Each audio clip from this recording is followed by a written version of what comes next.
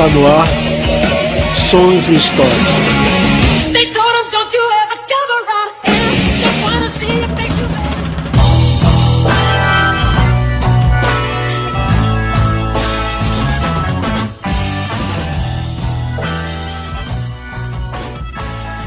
E aí galera, eu sou Daniel Queiroz. Sou Raildo Vasconcelos. Hoje estamos gravando o 6º programa Sons e Histórias. E hoje com a participação mais do que especial do nosso amigo Walter Pires. Do camarada que gosta mais de vinil do que de música, né? Tá aqui cheio de vinil aqui.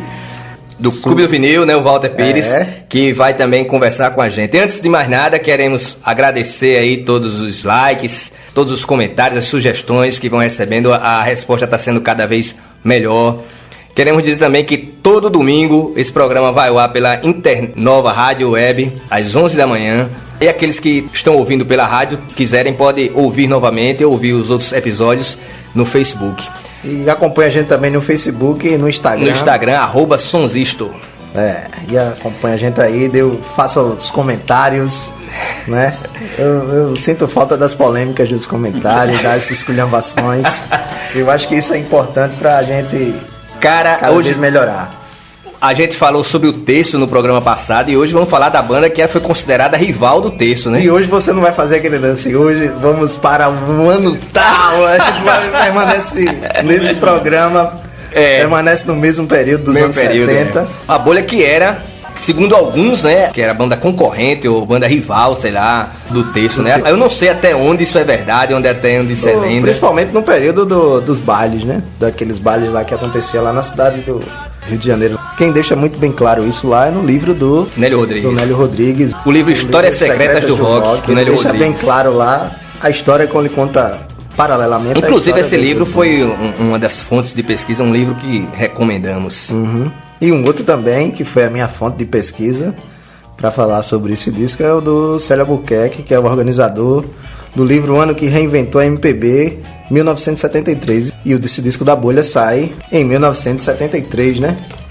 Para falar da Bolha, vamos falar do início, né? Que onde a banda era The Bubbles, né? Que em 1965 começou, em 66 lançou compacto, né, Walter? Compacto simples. E participaram de um filme chamado Salário Mínimo. Gravaram algumas músicas também. Que esse filme, ele é produzido e dirigido pelo avô dos caras, do César e do... Não, na realidade, o filme Salário Mínimo é um filme, inclusive, interessante. Ele tem a participação do Paulo Gracindo, Jararaca, da dupla Jararaca e Ratinho. É o Que Maravilha, Renata Fronze, César Ladeira, que é o irmão do Renato Ladeira. Né? Nessa época que o César Ladeira vai participar do filme, ele já tinha saído da banda. Não, mas ele deixa a banda pra ser cineasta. O César Ladeira, o pai, né? E o César Ladeira filho, o César Ladeira pai, que era radialista. A mãe era atriz, Renata Fronze. E o filho, que é o César Ladeira filho, que participa do filme. E a Bolha, não era a Bolha, era The Bubbles. Ela participa fazendo a trilha sonora e aparece em alguns momentos já do filme tocando. Né? Tocando numa festa lá, um coquetel, eles... E a banda tá lá tocando. O Bubbles, cara, gravou uma série de compactos que depois saíram num disco. Inclusive o Walter trouxe até o disco aqui. Na verdade eles gravaram um compacto. Um compacto só, né?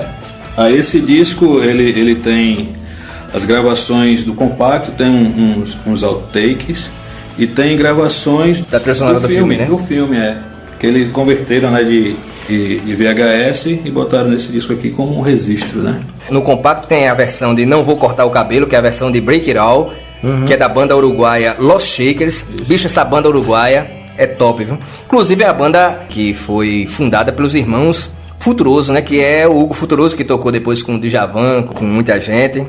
E os irmãos Oswaldo e Hugo, né? Eram os Beatles do Uruguai. Os Beatles do Uruguai. Muito boa essa banda Los Shakers. Eles gravaram a versão de Get Off My Clothes dos Stones, Porque Sou Tão Feio. E Get Off My Land, que é do filme, que mais tarde eles regravariam no disco que nós vamos tratar, né? O disco agora que o mais recente dele, né? Que foi por causa da homenagem do filme lá, 1972, né? Aí o The Bubbles fazia aquele circuito de bailes, começaram a acompanhar Gal Costa, foram numa excursão à Europa, né? E uma coisa que é interessante quando fala dos caras na época do dos bailes, disse que o som dos caras era algo de outro mundo, né? O melhor som que tinha da galera do baile era o som desses caras. As caixas, o instrumental. Os caras disseram que o baixista tinha um baixo estilo Gota do Bill Wyman, né? Bill Wyman. Os caras diziam que a banda era top de linha, né? Nesse período aí, do baile, né? Eles começaram a acompanhar a Gal Costa, né? Fizeram uma turnê pelo exterior e tal.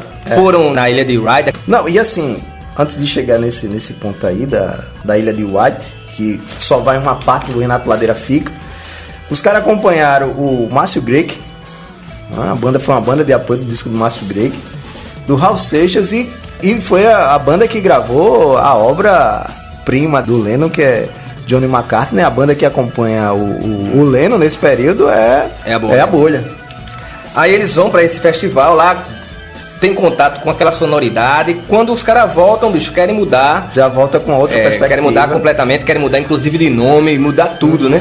O empresário Luiz Andrade, que era o empresário deles na época, inclusive um empresário famoso no circuito musical, ficou puto, né, bicho? Disse, pô, os caras vão jogar tudo pro alto. Aí exigiu que eles iam mudar de nome, mudasse pra um nome próximo, a The Bubbles. Aí foi uma questão lógica de botar. E outra coisa, né? Assim, é que a Bolha, ela sai totalmente do que era o The Bubbles. O som ele vai modificar, influenciado pelaquela psicodelia, pelo rock progressivo, pelo rock pesado também, né? Pelo que tá chegando. Os caras disseram que era o disco de cabeceira dos caras, era o primeiro disco do King Crimson. Então o cara vem com uma ideia totalmente diferente daquilo que está fazendo aqui. Porque deve ter sido um choque, né? O cara tá aqui naquele cenário onde o rock nacional ainda tava engatinhando. O cara vai pra um festival daquele, vê The Who, vê as bandas tudo com outra pegada, né? O cara voltou com outra visão, né? Não, e os caras, assim, ele tinha uma outra visão, porque assim, o que se diz na época era que a bateria do Gustavo já era uma bateria de 2 bumbos, né? Já era uma coisa que tava muito à frente da situação. Aí quando voltaram, gravaram esse compacto aqui. Esse compacto, Top Tape. Nesse compacto tem o que aí? Tem 2 músicas, e tem uma música do Eduardo Souto Neto, do Geraldo Carneiro, que foi classificada no festival. No FIC, foi. E que nesse FIC a Bolha foi considerada a melhor banda. Foi considerada a melhor banda, né? Interessante que o empresário Luiz Andrade, como eu disse, ficou puto e tal. No anúncio lá, os caras já era Bolha, mas ele colocou lá no anúncio The Bubbles tal, juntou aquela galera na expectativa de ouvir os caras tocar Humble Pie, Stones, Grand Funk e tal. E os caras tocaram uma maioria do material autoral. E disse que tinham 5.000 pessoas, no final tinham 500 pessoas. Assim, os caras estavam indo em outra direção, né? Eles tocaram naquele Som Livre Exportação, né? Inclusive tem um vídeo na internet, eles tocando. Aí eles tocaram também no 6º FIC, com a música 18h30, né? 18h30, né? Que é de Geraldo Carneiro e o Eduardo Souto Neto. O Geraldo Carneiro, ele foi um dos participantes da Barca do Sol. Sim. Tocou com o Ney Mato Grosso, Fafá de Belém, Gal Costa. E o Eduardo Souto Neto é o autor do tema do Rock in Rio. É o autor do tema da Vitória, aquele que o Ayrton Senna, né? É o Eduardo Souto Neto. Eles fizeram essa música, eles participaram, como você bem falou, foram considerados a melhor banda do festival, né? E nessa época o Arnaldo Brandão já estava pensando em sair da banda. Mas a Top Tape ofereceu esse contrato para gravar esse compacto que o Walter mostrou aí. Mostrou não, ele falou, né? Porque a gente ainda não temos imagens para mostrar. Temos imagens, é verdade. Aí o Arnaldo desistiu e eles gravaram esse compacto que tem Sem Nada e 18h30 com a outra. É o 18h30, né? 18h30 e a parte 2 é o Zé Madecons cantava em coro, né? Show. Dessa época o Nelson Mota se ofereceu para empresariar a banda. O Arnaldo Brandão foi lá conversar com ele e o Nelson Mota disse: eu vou fazer dessa banda o Grand Funk brasileiro. Aí o Arnaldo disse que ficou olhando assim, pô, Grand Funk, cara. Só vale a pena salientar também que esse compacto aqui tem a produção do DJ Ademir Lemos. Sim, Ademir Lemos, que depois vai ser o cara com o Big Boy. Isso. Né? Isso que vai fazer os bailes lá do Big Boy, que vai ser a ponte para Black Music no Brasil. Isso. Né? Ele era produtor na época, aí ele também produziu, além desse, né? Ele produziu o disco do Módulo 1000. o Ademir. Não Fale com as Paredes, né? Disco também clássico, né? Aí o Arnaldo sai e entrou o Marcelo Susequinde, né? Marcelo Susequinde era um músico de estúdio, gravou com os originais do samba, era guitarrista, né? Inclusive ele gravou quase todas aquelas músicas do Paulo Diniz que são conhecidas, foram com ele como guitarrista. Só que ele entrou na bolha sendo baixista. Ele fica no lugar do Arnaldo Brandão, porque o Arnaldo Brandão queria estudar, segundo o relato, queria estudar música, né? No livro dele também conta que ele estava um pouco insatisfeito com o rumo que a banda estava tomando e tal. Mas, digamos assim, fica a versão que ele foi estudar. Foi estudar música, né? E depois que foi pra Londres... Tocou com o Mick Taylor, né? Vai se tornar amigo dos Stones, né? O pessoal dos Stones abraça o cara, né? Como da família Stones. Ele ficou muito amigo do Mick Taylor e da esposa, né? Mick Taylor. E depois quando ele sai da bolha, um tempo depois ele vai tocar, vai ser músico de apoio do Caetano, né? Caetano, com aquela banda Outro Lado da Terra. Então ele participa também do 7º Festival da Canção, com a canção Liberdade, Liberdade, que não emplacou, cara, não emplacou. E nesse FIC, cara, participou Mutantes, Peso, Raul, Luli Lucinha, Sérgio Sampaio, Alceu. O vencedor foi a Maria Alcina, aquela música Maria Alcina, Fio Maravilha, né? Até hoje foi polêmico, né? Até hoje tem uma polêmica muito grande sobre esse festival aí, que diz que teve uma marmelada aí. Rapaz, esse festival ele é polêmico porque, primeiro, naquela época é uma época de repressão muito grande. A repressão invadiu o festival, destituiu o júri.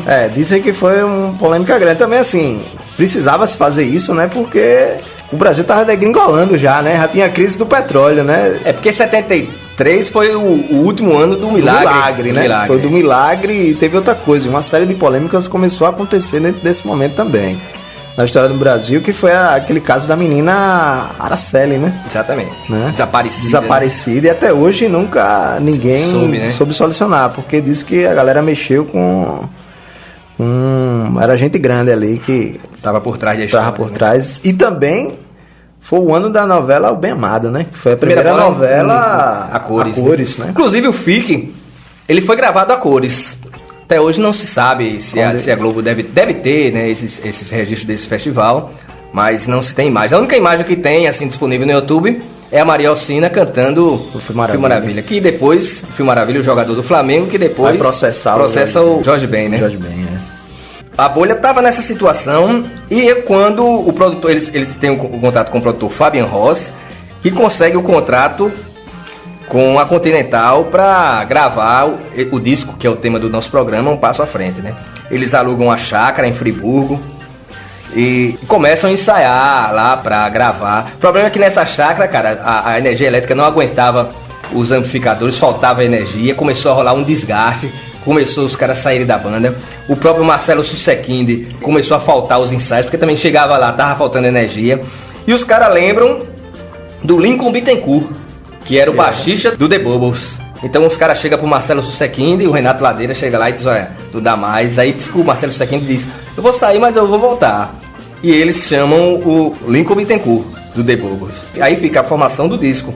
Pedro Lima na guitarra, Renato Ladeira, órgão e guitarra, Lincoln Bittencourt no baixo e o Gustavo, bateria. Baterista. Né? Tocou, né? Que depois tocou com Raul. E depois iria formar... A Cor do Som, com a Cor do Som, né? Tocou no primeiro do Moraes, né? Tocou no primeiro do Moraes. Tocou com Zé Ramalho, João Donato, tocou com muita gente. Tocou com todo mundo, cara. O disco, cara, os caras montam uma equipe, você vê, uma produção. A gente vê hoje um disco underground, mas tem uma produção, além dos músicos da banda. A gente tava conversando até antes de começar o programa, né? As figuras que participaram do disco, junto o Luiz Essa, né? Descendente do escritor Essa de Queiroz, pianista, tocou no Tamba Trio, fez arranjos para o Carlos Lira, tocou com o Chico, Milton, com a Joyce. O Will Muniz, o flautista, que faleceu em 2009, aluno do Paulo Moura, fez arranjos para Erasmo, Vanderleia, tocou com o Pepeu, com a Baby Consuelo. O Thomas Improta, pianista, que tocou com Caetano também naquela banda do Outro Lado da Terra, com Djavan, com Gal. Esse grupo Lodo aí que eu não tive nenhuma informação. E o Maurício Maestro, arranjador, fez o arranjo daquele disco Mustang Cor de Sangue. Mustang Cor de Sangue do Marcos Valle.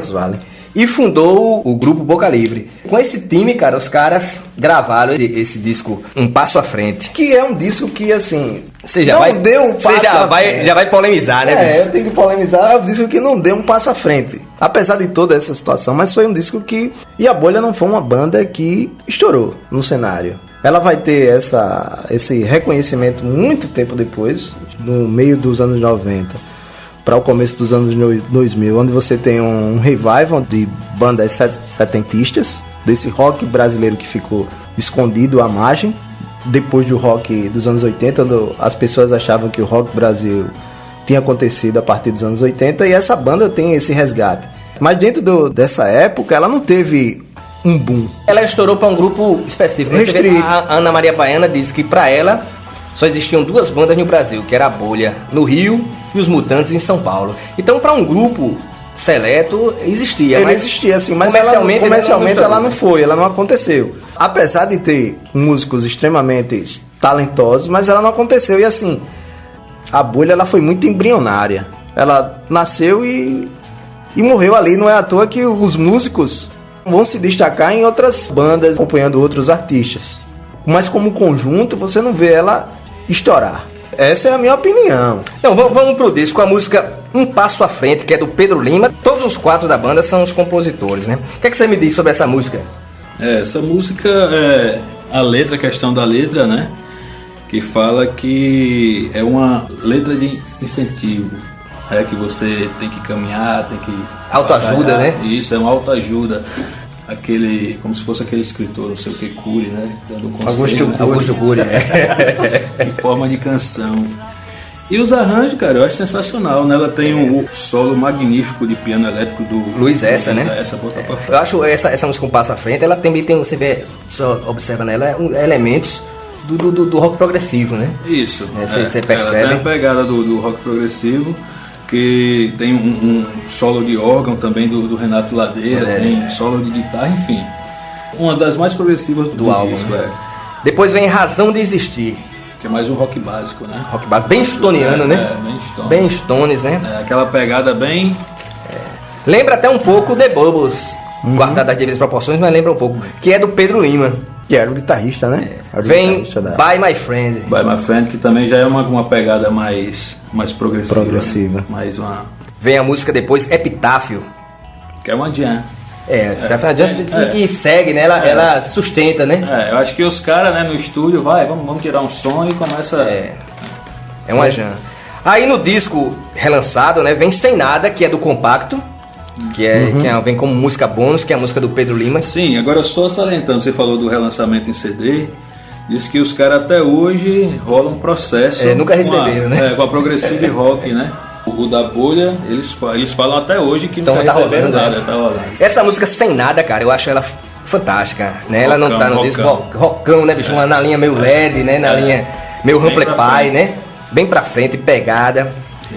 Aí vem Tempos Constantes, que também é do Pedro Lima. E também é um rockão. Rockão também. Básico, Vem sempre o Pedro Lima, é o principal compositor, né? Vem A Esfera. A Esfera é linda, né, cara? Obra de arte, né? Rapaz, do disco ela é minha preferida. Agora, do relançamento, como entrou Sem Nada, eu gosto mais de Sem Nada. Mas do disco, A Esfera é minha preferida. Mas Sem Nada não conta, velho. Porque Sem Nada não é do disco. Não é do disco. Exatamente. Né? A Esfera é linda, pô. Tem umas passagens progressivas, meio... Tem uma hora que é uma pegada meio jazz, meio free jazz. O Bagdá faz umas frases, cara, que eu acho muito bonitas, muito felizes, né? E aquele solo também desconcertante de sax, né? Tem uma parte que fica todo mundo, muda o tempo da música. Muda o tempo da música, É doideira. Depois vem Neste Rock Forever. Essa música tem uma particularidade. Essa música é do Pedro Lima, Carlos Maciel e o Cláudio Wolff. Cláudio Wolff era um guitarrista, amigo do Pedro Lima, que era muito amigo do jornalista Carlos Maciel. O jornalista Carlos Maciel era um cara que escrevia pro Pasquim, pra Rolling Stone brasileira. E ele conversou com o Pedro Lima, disse, bicho, vamos dar uma letra pra esse cara. Esse cara é um cara que era cultuado pela essa galera da cultura alternativa. Então vamos pedir a ele pra ele fazer uma letra, cara, que também vai valorizar o disco. Aí os caras vão e levam para o Carlos Maciel. O Carlos Maciel chega lá e diz, eu nunca fiz letra de música, eu não sei fazer isso. Aí faz uma estrofe. Apenas uma estrofe. Quando o cara chega lá, os caras ficam decepcionados.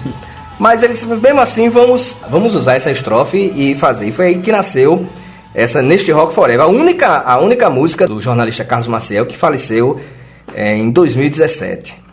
Que é um rockão clássico também, básico, né? Com um solo de saxofone do saxofonista Ian Muniz. Voltando aí à minha polêmica da bolha não ter acontecido, eu acho também que se deve pelo fato de 73 ter vários discos pancadas, né? Você tem 70... Mas na linha da bolha não, cara. Eu não vejo nenhum disco de 73 e assim, talvez fosse por isso que a bolha não tenha estourado. Porque assim, você pega os Secos e Molhados, desse mesmo período, 73, o primeiro Secos e Molhados, que vai ser um estouro. Talvez proporcionalmente o disco que mais vendeu, né? Pois de rock, né? Os caras disseram que nos anos 70 vendeu mais que o Roberto Carlos. Quem volta e chega aqui e diz que teve que derreter vários discos da bolha pra prensar disco vários discos daquela época da Continental foram derretidos. Inclusive da bolha, né? Inclusive da bolha. Foram derretidos para fazer mais discos dos Secos e Molhados. Por isso que muitos discos da Continental você pode ver que ele não tem a qualidade muito boa, que já foi... E dentro desse fator você tem a crise do petróleo que vai influenciar na indústria da música. Né? Não só aqui no Brasil. O Brasil vai sofrer a consequência muito maior disso daí, dessa crise do petróleo. Mas dizem que no mundo todo a prensagem do disco caiu muito. Essa crise do petróleo, contam que alguns países da Europa chegaram os caras andar de veículo de tração animal, meu irmão. Porque faltou combustível e o bicho pegou. E assim, e a matriz, todo mundo sabe que a matriz do disco é o vinil, né? É o vinil, o petróleo. Pode ser que seja esses acasos que a banda não tem estourado, assim. Porque pra mim eu fico questionando essa coisa quando eu fui estudar a bolha, porque a bolha não estourou. Você teve outras bandas que degringolaram. Mas veja bem, depois desse disco, a bolha praticamente ela entra no hiato. Não, ela praticamente acabou porque esse produtor Fabian Ross não conseguiu arrumar shows pros caras. Mesmo os caras lançando disco, os caras não conseguiram arrumar shows. Então os caras lançaram o disco e ficaram sem tocar. Então o Renato Ladeira foi para o Bicho da Seda. Os caras vão chamar ele, né? Os caras vão chamar o Renato Ladeira. O Gustavo foi lá para o Cor do Som. Os caras foram saindo e praticamente se formou a nova bolha. Só ficou o Pedro Lima. Foi. Inclusive, quem substitui o Gustavo é o Sérgio Erval, que é o Serginho do Roupa Nova. Né? Que assim, que é interessante assim, eu fiz uma lista aqui de bandas que vai originar depois do Terço. Bolha. Terço. Ainda tô no outro programa. O Bicho da Seda, Eva Doce, Cor do Som, Roupa Nova e Anói nos anos 80. Interessante que o Marcelo Susequinde, ele vai com o Renato Ladeira fazer o Erva Doce, né? E hoje o Marcelo Susequinde é o cara que faz os arranjos e faz a seleção do pessoal do The Voice. Esse The Voice da Globo. Quem faz os arranjos e faz a seleção é o Marcelo Susequinde. Produtor também de uma série de bandas. O que acontece é o seguinte, a bolha, depois os caras foram seguir o Erasmo. Acompanharam e gravaram o disco do Erasmo, que vai ser um disco bem famoso na época, que vai ser Nas Esquinas de Ipanema. E quando chega mais ou menos em 2005, é lançado aquele filme em 1972, que eu assisti, acho um filmaço, um pouco da história da Ana Maria Baiana. O filme é quase biográfico da Ana Maria Baiana, e conta o que era a bolha naquele momento. Porque a Ana Maria Baiana é fã da bolha, né? Tanto ela quanto o José Emílio Rondô, que é o outro, que são os autores, né? E é lançado, baseado nesse revival desse filme, foi lançado o disco A Bolha, como o Walter falou aqui, que os caras até hoje dizem que nunca receberam nada do disco, né? E esse disco, o último que os caras lançaram, foi na esteira do filme, né? Do filme. Por conta do filme, né? Eles gravaram músicas, uns covers que eles tocavam na época, né? Com os artistas, tipo, tem Raul Seixas, tem Cinema Olímpia, que a Gal gravou. E algumas músicas que foram censuradas na época, que eram para serem lançadas na época, nos anos 70, foram censuradas. Eles gravaram as músicas do Renato Ladeira, que foram censuradas na época, né? Isso, do Ladeira, do Arnaldo Brandão. Aí eles gravaram nesse disco aqui por conta da censura. E fizeram turnê, acho que até 2012 eles faziam shows esporádicos, né? E no disco de 77 tem uma coisa interessante, que os caras gravam dois 2 covers do Roberto Carlos, né? E tem uma música que Fumar, que é o título do disco, né? Que é Considerações, que é uma inédita do Roberto Carlos, né? E grava uma outra música que fez sucesso na voz do Roberto Carlos e do Erasmo Carlos, uma música gravada do Carlos Imperial. Carlos Imperial, da música do Carlos Imperial, né? Beleza, galera. Só pra finalizar, cada um de nós vamos fazer uma indicação, né? Eu já indiquei o livro do Nélio Rodrigues, né? Mas eu vou indicar o disco The Bubbles, que foi relançado, acho que em 2010, né, Walter? Isso. 2010, né? 2010. Que a galera... Groove Records. Groove Records, selo português. Português, exatamente. Eu indico aí pra galera conhecer um pouco aí A Bolha. Eu indico o filme da Ana Maria Baiana, 1972. Filmaço, né? E eu indico o CD. O CD é Só Curtir, que foi a última gravação deles, que inclusive foi até a despedida do saudoso Renato Ladeira. Você chegou algumas vezes a falar com o Renato Ladeira, né? Sim, várias vezes. Gente boa, cara. Ele inclusive ia tocar, eles disseram que ia tocar aqui em Maceió, só que não deu certo. E infelizmente não pude vê-los ao vivo, mas ganhou o CD autografado. E o seu CD autografado. Infelizmente o pessoal não pode ver, mas vão ter fotos aí no Instagram, e a galera. Isso aqui um amigo meu foi para o Rio, encontrou com ele, com o Renato, o Wagner. Encontrou com o Renato e vamos em breve, se o Wagner tiver. E aí, meu velho? Se tiver nos escutando, em breve eu vou chamar o Wagner para fazer uma participação especial no programa. O disco, que é Só Curtir, como nós falamos antes, é uma versão da música do The Bubbles, Get Off My Land, né? Eles regravaram com o nome de É Só Curtir. E assim, o que é interessante dessa volta aí é que volta a formação clássica, né? A formação clássica. Esse disco é perfeito, eu acho muito massa, bicho. Também gosto. A capa psicodélica. Os caras voltam às raízes. O clipe sem nada, eu acho massa. E que o clipe na época, ainda se tinha MTV, o clipe foi divulgado na MTV. Na época. O filme em 1972, além da história ser interessante, ele tem uma série de referências, de mensagens subliminares. O próprio Tony Tornado, que participa do filme, é uma figura que tocou em alguns festivais junto com a Bolha. E tem uma parte que o Tony Tornado olha pro personagem lá e diz: o cara tá meio desanimado, ele diz You Can Always Get That One, que é a música dos Stones, né? Você não pode conseguir, né? Pô, é cheio de referências, né? O filme todo tem essas referências. Tem outro filme que eu acho interessante nessa pegada também, que é o do Valdiscos, já que... Do Valdiscos? Esse eu não assisti, não. É bem interessante também, vai nessa linha também. Queremos agradecer, cara, a presença do nosso amigo de longa data, o Walter Pires, que participará outras vezes aqui com a gente. Só basta ele indicar o disco, né? Exatamente. Não, pra ele indicar o disco, cara, ele indicou uns 10 discos. Ele sabe, era bom esse, era bom esse. Eu achei interessante a indicação dele de a gente marcar aí um dia com um programa maior, que é o do Caetano do Gil de 68. O álbum branco do Caetano Veloso e o Cérebro Eletrônico do Gil, que seriam são discos extremamente importantes. E tem uma história legal em cima daquilo ali. Valeu, galera. Eu que agradeço a participação. Tamo junto. Valeu, tchau.